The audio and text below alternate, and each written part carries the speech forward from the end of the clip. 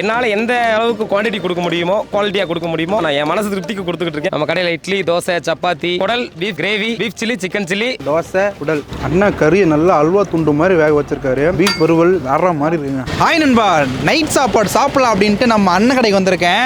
நான் அடிக்கடிக்க அங்கிட்டு போகும்போதெல்லாம் நம்ம அண்ணன் கடையில் பார்த்தீங்கன்னா அந்த இட்லியும் மீன் குழம்பும் கொடுக்குறாரு. அந்த வாசமே வந்து ஆளை பிடிச்சி இழுக்க என்னைய. ஸோ ஒரு வழியாக நீங்கள் சாப்பிட வந்தாச்சு அண்ணன் கடைக்கு. அண்ணா எப்படி இருக்கீங்க? நல்லா இருக்கேன். நீங்கள் எப்படி இருக்கீங்க? எல்லாரும் நல்லா இருக்கேன். உங்கள் பேர் என்ன? கௌதம்ங்க என் பேர். நம்ம கடையில் என்னென்ன தெரியுங்க? நம்ம கடையில் இட்லி, தோசை, சப்பாத்தி, பீஃப் பிரியாணி, குஸ்கா, குடல், beef gravy, beef chilli, chicken chilli, மீன் சில்லி எல்லாமே இருக்குது. இது வரைக்கும் இப்போ வரைக்கும் இல்லைங்காமல் ஓடிக்கிட்டு இருக்குது எல்லாமே. இனிமேல் எக்ஸ்டெண்ட் பண்ணுற ஐடியாவில் இருக்குது. உங்களோட ஒத்துழைப்பு இருந்தால் கட்டாயமாக அதை எக்ஸ்டெண்ட் பண்ணுவேன்ற ஒரு நம்பிக்கை நம்மளுக்கு. நைட்டு மட்டும் தான் கடைங்களா? இல்லை, மதியம் இருக்குங்க. மதியம் வந்து பார்த்தீங்கன்னா பீஃப் பிரியாணி, சிக்கன் பிரியாணி, குஸ்கா, அதே gravy, beef chilli, chicken chilli, குடல் வறுவல் அது மட்டுமே மதியமாக ஓடும். மற்ற வரைக்கும் பெருசாக அந்த அளவுக்கு இல்லை. ஆனால் நைட் ஐட்டத்துக்கு கூட இந்த டிஃபன் ஐட்டம் சேர்த்துருக்கோம். அதே பிரியாணி ஐட்டத்தில் டிஃபன் ஐட்டம் நைட் வந்து சேர்த்து ஓடிக்கிட்டு இருக்கோம். குடல் வறுவல்னா பீஃப்ல? ஆமாம், எல்லாமே பீஃப்ல தான். நம்மகிட்ட இருக்கிற ஒரே ஒரு மாற்று இருக்குது என்னன்னு கேட்டிங்கன்னா சிக்கன் மட்டும் மாற்றிருக்கு. இப்போதைக்கு தோசை என்ன வெரைட்டி போடுறீங்க?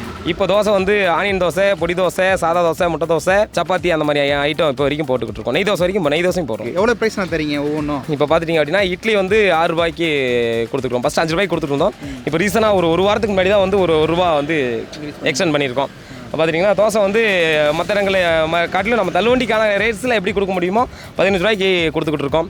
குடல் பார்த்துட்டிங்கன்னா 50 ரூபா, பீஃப் கிரேவி 70 ரூபா. அது ட்ரை பண்ணி கொடுத்தாலும் சரி, அப்படியே கிரேவி அவங்க சாப்பிட்டாலும் சரி. பீஃப் பிரியாணி 80, சிக்கன் குஸ்கா 50, சிக்கன் பிரியாணி 70.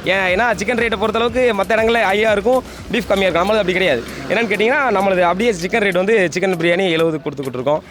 இட்லிக்கு மீன் குழம்பு இருக்குது, எலும்பு குழம்பு இருக்குது, வெஜ் குழம்பு இருக்குது, அது போக தேங்காய் சட்னி, இந்த மாதிரி 4 வெரைட்டி இப்போதைக்கு கொடுத்துக்கிட்டு இருக்கோம். இதில் யார் என்ன விரும்பினாலும் அதை அவங்க எடுத்துக்கலாம். நம்ம வந்து எதுவுமே இல்லைன்னு சொல்கிறது கிடையாது. அவங்க வந்து பீஃப், அதாவது எலும்பு குழம்பு, பீஃப் எலும்பு குழம்பு நல்லியோட சேர்ந்துருக்கும். அதை பண்ணி கொடுத்துக்கிட்டு இருக்கோம். இன்னி வரைக்குமே நான் யார் கேட்டாலும் இல்லைங்காமல் போய்கிட்டு இருக்கு. ஆண்ட மனிதில் இன்னி வரைக்கும் போகுது. இனிமேல் அந்த மாதிரி ரன் பண்ணுன்ற நம்பிக்கையில் இருக்கேன். ரொம்ப நன்றி. சாப்பாடு கொடுத்துருங்க. எனக்கு நம்ம கடையில் ஸ்பெஷலாக கொடுத்துருப்பீங்களே, போட்டுருப்பீங்களே, அதை கொடுத்துருங்க. எல்லாம் பண்ணிடலாங்களா? நைஸ். டிஃபன் வாங்கிட்டு வந்துட்டேங்க. நான் என்ன வாங்கியிருக்கேன்னு பார்த்தீங்கன்னா பீஃப் கறி, தோசை வாங்கியிருக்கேன். அதுக்கு சைடிஷாக அப்புறம் பீஃப் எலும்பு குழம்பு, தேங்காய் சட்னி, மீன் குழம்பு இதெல்லாம் கொடுத்துருக்காங்க. ஸோ சாப்பிட்ருவோம். அது மட்டும் இல்லாமல் நமக்காண்டி இங்கே அப்புறம் இட்லிலாம் வெயிட்டிங்கில் இருக்குது. ஸோ அது அப்புறமா சாப்பிட்ருவோம். ஃபஸ்ட்டு எடுத்தோடனே நம்ம தோசையை ட்ரை பண்ணிடலாம். உள்ளே பாருங்க கைஸ், பீஃபு முட்டைலாம் அண்ணா உடச்சி ஊற்றிருக்காரு. மேலே பார்த்தா தெரியும்.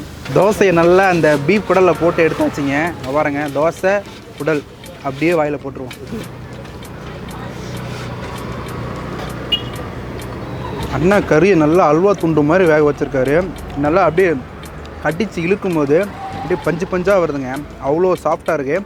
மெயினாக வந்து நம்ம அந்த பீஃப் வேக வைக்கிறது வந்து ஒரு கலை தான். ஏன்னா கிட்டத்தட்ட ரொம்ப நேரம் வேக வைக்கணும். அப்போ தான் வந்து அது அந்தளவுக்கு வந்து ஒரு சாஃப்ட்னஸாக கிடைக்கும். என்ன தான் நம்ம அந்தளவுக்கு வேக வச்சாலுமே அதோடைய அந்த ஒரு லைட்டாக ஒரு ஹார்ட்னஸ் இருக்கும். அதுதான் அந்த அதுக்கு டேஸ்ட்டு. அப்படியே அந்த பீஃப் கறி தோசை சூப்பராக பண்ணியிருக்காரு அண்ணன். சீரியஸ்லி செம்மையாக இருக்குங்க. இப்போ அடுத்ததாக 2 இட்லி வாங்கிட்டு அந்த மட்டன் பீஃப் வறுவல் இருக்குது, அதையும் வாங்கி ட்ரை பண்ணிடலாம். கைஸ், இட்லி வாங்கிட்டு வந்துட்டேங்க. 3 இட்லி, பீஃப் வறுவல் வாங்கியிருக்கேன். அப்புறம் வந்து வெஜ் குருமா கொடுத்துருக்காங்க. ஸோ சாப்பிட்றலாமா? இந்த இட்லி 6 ரூபாய்க்கு தராங்க. இட்லி வந்து 10 ரூபாய்க்கு கொடுக்குற ஒரு காலத்தில் அண்ணன் வந்து இந்த இட்லி கொஞ்சம் சைஸ் கொஞ்சம் பெருசாகவே இருக்குது, 6 ரூபாய்க்கு கொடுத்துட்ருக்காரு.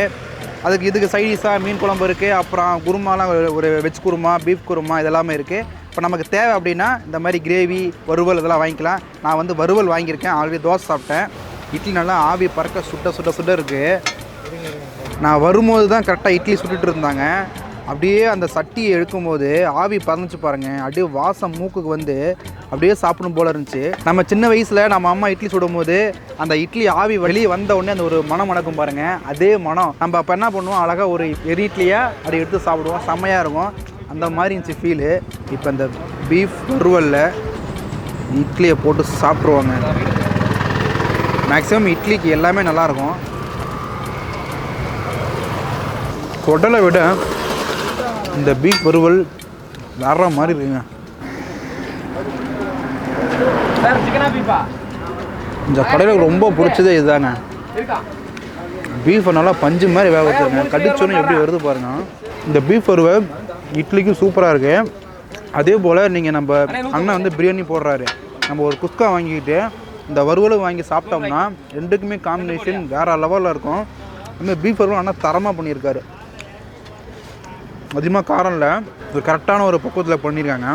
விரும்பி சாப்பிடுவாங்க. கடை மதியானம் இருக்குது. நைட்டு இருக்குது. மதியம் வந்து பிரியாணி இந்த மாதிரி வறுவல் கொடுக்குறாங்க. நைட்டு இட்லி, தோசை, அப்புறம் அந்த அதுக்கு வந்து மீன் குழம்பு, இது எல்லாமே நிறைய வெரைட்டி தராங்க. அப்புறம் பீஃப் சில்லி, சிக்கன் சில்லி இதுவுமே இருக்குது. எல்லாமே அஃபோர்டபுள் ப்ரைஸில் கொடுத்துட்ருக்காரு. ஸோ நம்மள மாதிரி பேச்சுலர் பசங்க அந்த மாதிரி நல்லா சாப்பிட்ணும்னா கண்டிப்பாக வரலாம். ஒரு இட்லி 6 ரூபா, நம்ம கிட்டத்தட்ட வந்து ஒரு 4 இட்லி ஒரு 5 இட்லி சாப்பிட்டாலே கரெக்டாக வயிறு நம்புற மாதிரி இருக்கும். நம்மளுக்கு எது பிடிச்சிருக்கோ நம்ம வாங்கி சாப்பிட்லாம். ஒரு சின்ன சர்பத் கடையில் ஆரம்பித்தோம். சர்பத்துலேருந்து சரி அப்படியே சும்மா ஓடிக்கிட்டு இருக்கு, மதிய சாப்பாடு போடுவோம் அப்படின்னு சொல்லி மதிய சாப்பாட்டுக்கு வந்தோம். மதியம் சாப்பாடு வரும்போது அப்புறம் நம்மளுக்கு மறுபடியும் அந்த டேஸ்ட் பிடிச்சி மக்கள் மறுபடியும் வர ஆரம்பிக்கிறாங்க. மக்கள் வர ஆரம்பிக்கிறது கூட்டிலாம் அப்புறம் என்ன பண்ணுறோன்னா மறுபடியும் சாயந்தரம் கை சரி ரைட்டு இது நல்லா இருக்கு, இது கூட்டி செய்வோம். கேட்குறவங்களாம் என்ன சொல்கிறாங்க அப்படின்னா, சரி நீங்கள் இப்படி செய்கிறீங்க, நைட்டுக்கு எங்களுக்கு ஒன்றும் இல்லை, சேர்த்து கொஞ்சம் எதாவது பண்ணிங்கன்னா நைட்டு நாங்கள் ஆள் வரும் அப்படின்னாங்க. ரைட், அப்போ சரி அப்படின்னு சொல்லி அது கூடயே வந்து அதனால தான் வந்து நைட்டு கடை மறுபடியும் ரன் ஆகுது. நம்மளுடைய கடை ஆரம்பத்தில் சர்பத்து பார்த்தீங்க அப்படின்னா காலையில் இளநீர் சர்பத்துலாம் போட்டுருமோம். அப்போ கரெக்டாக நம்ம டைம் பார்த்தீங்கன்னா 6 மணிக்கு கடையை ஓப்பன் பண்ணிடுவேன். 6 மணிலேருந்து சாயந்தரம் 6 மணி வரைக்கும் தான் கடை இருக்கும். ஆனால் இப்போ அப்படி இல்லை.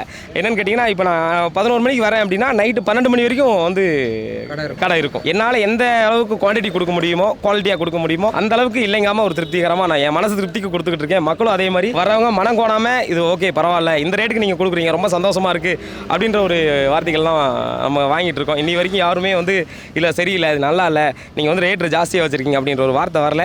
அப்படியே இருந்தாலும் ஒவ்வொரு கஸ்டமரையும் நம்ம தனிப்பட்டு வீட்டில் எப்படி உபசரிக்கிறோமோ அது மாதிரி தான் பண்ணுவோம். ஒவ்வொருத்தரையும் கேட்டு தான் கொடுப்போம். கொடுக்கும்போது அண்ணே போதுமா, இல்லை வேணுமா, இல்லை எதாவது வேணா சொல்லுங்கள் தரேன். இப்போ குஸ்கா கொடுக்குறோன்னா ஒன்றே ஒன்று பண்ணுவோம். ஏன்னா வெறும் குஸ்காவை சாப்பிட்டா நல்லா இருக்காது. ஒரு வேளை அவங்க சிக்கன் சாப்பிட்ற கஸ்டமராக இருந்தால் ஒரு சிக்கன் பீஸ் சேர்த்து வைப்போம். ஏன்னா வெறும் குஸ்காவை சாப்பிட்டா அவங்களுக்கு நல்லா இருக்காது. அப்போ பீஃப் சாப்பிட்றவங்களா இருந்தால் என்ன பண்ணுவோம்னா பீஃப் வந்து சேர்த்து வைப்போம். ஒரு வேளை பிரியாணி முடிஞ்சிருக்கு அப்படின்னாலும் பீஃப் வறுவல்களில் இருக்கிற 2 பீஸ் தான் சேர்த்து வைப்போம். அந்த அளவுக்கு வந்து பண்ணிக்கிட்டு இருக்கோம்.